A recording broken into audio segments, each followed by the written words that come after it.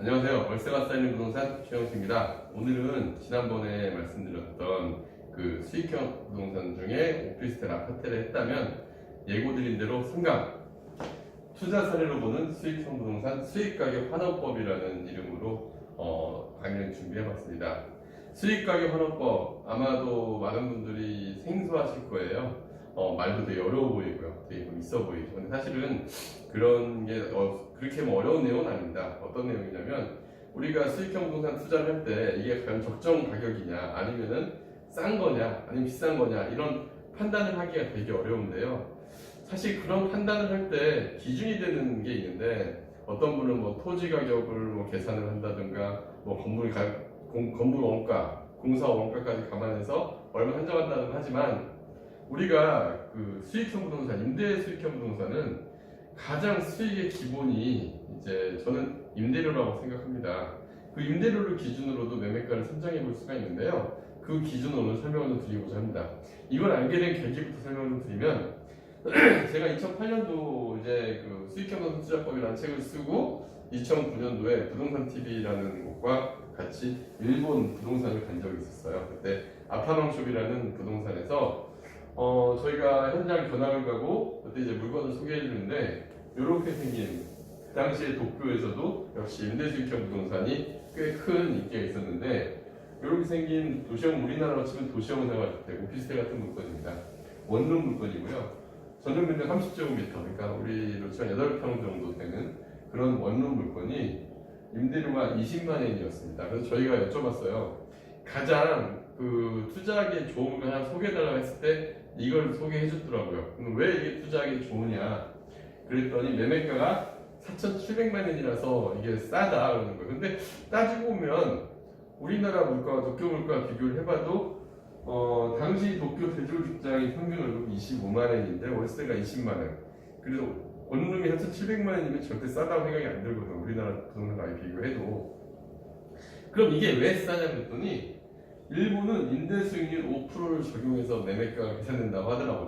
그 당시에 2008년도에. 그럼 왜 5% 적용을 되냐? 그랬더니 이런 얘기를 하더라고요.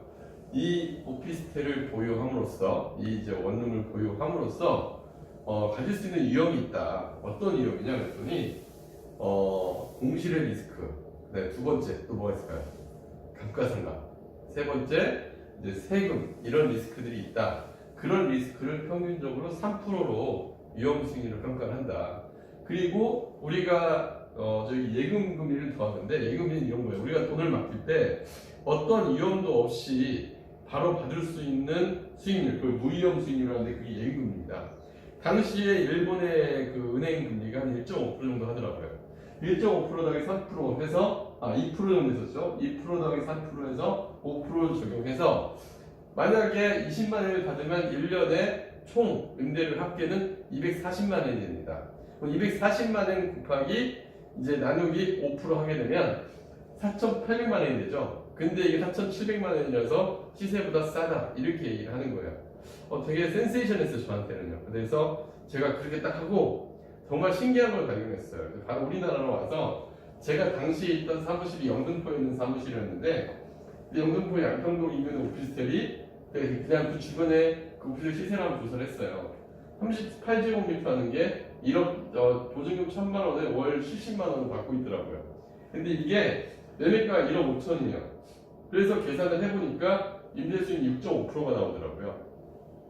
근데 그때 당시에 우리 그 나라 예금금리가 딱 3%였거든요.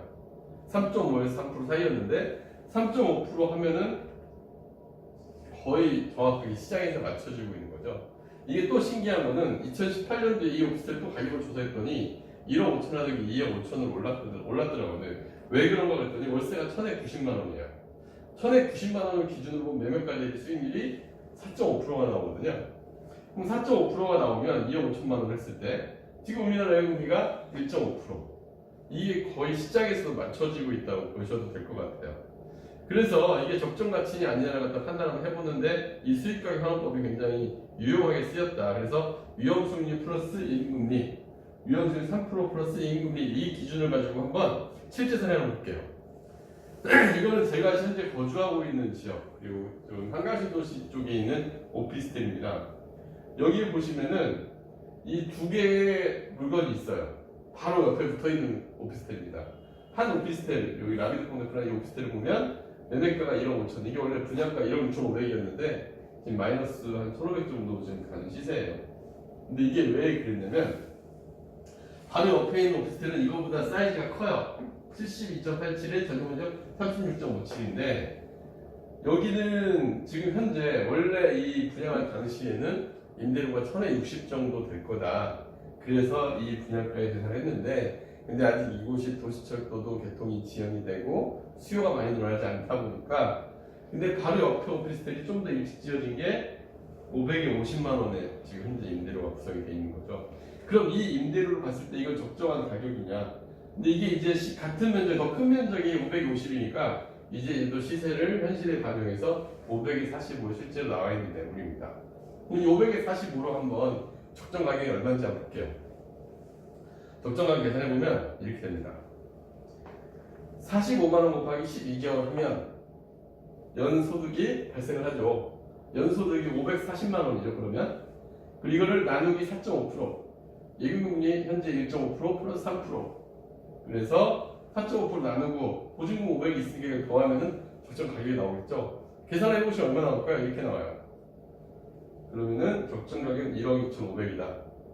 그런데 지금 이게 1억 5천에 매물이 나와 있으니 얘는 수익가격 환원법에 보면 실제 가치보다 좀 높게 반영되어 있다. 그래서 이거는 투자하기 좀 망설여진다 이렇게 생각할 수 있죠. 물론 여기에 지하철이 들어오고 그러면 좀 더 오를 여지는 있습니다.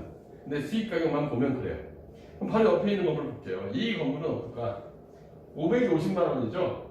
그리고 현재 매매가는 1억 4,500입니다. 이거에 비하면 면적 넓은 더 싸죠. 이렇게 우리가 오피스텔은 그냥 그 지역에 뭐 물건 하나 볼 게 아니라 그 지역에 임장을 해보면 여러 개의 물건을 비교해 보시면 이렇게 좀 합리성을 좀 찾을 수가 있어요. 근데 이것도 저는 좀 비싸 보이더라고요. 왜? 550만 원 곱하기 12개월은 600만 원이죠. 600만 원 나누기 4.5% 플러스 500만 원 하면 적정 가격은 1억 3,833만 333원. 근데 4,500만 700만 원의 갭이 있죠. 물론 이거는 이제 도시철도도 들어오고 뭐 상황 여건이 좋아지면 오를 여지도 있기 때문에 뭐 약간 이 정도는 좀 용인이 되지 않을까 생각합니다. 이것처럼 수익가격 환원법을 잘 보시면요, 우리가 이게 지금 거품이 껴있느냐 안 껴있느냐를 갖다가 매물을 갖다 보실 때는 아실 수가 있을 거예요. 여러분들이 오피스텔 분양 현장이나 뭐 매매가 사러 갔을 때 우리가 임대료는 얼마든지 네이버만 검색하셔도 바로 확인하실 수가 있어요. 그러면 그 임대료를 기준으로 이런 기준으로 매매가를 산정해보세요. 현재 은행금리가 몇 프로니까 은행금리 플러스 3% 정도 해서 우리가 본다 그러면은 아마도 여러분들이 더 쉽게 매매가 산정을 해보실 수 있지 않을까 생각합니다. 그래서 오늘 꼭 기억하실 거는 예금금리 플러스 3%로 매매가를 산정해보자. 이 사례를 가지고 한 번 더 보시면서 여러분들 매물 한번 찾아보시면 분명히 도움 많이 되실 겁니다. 감사합니다.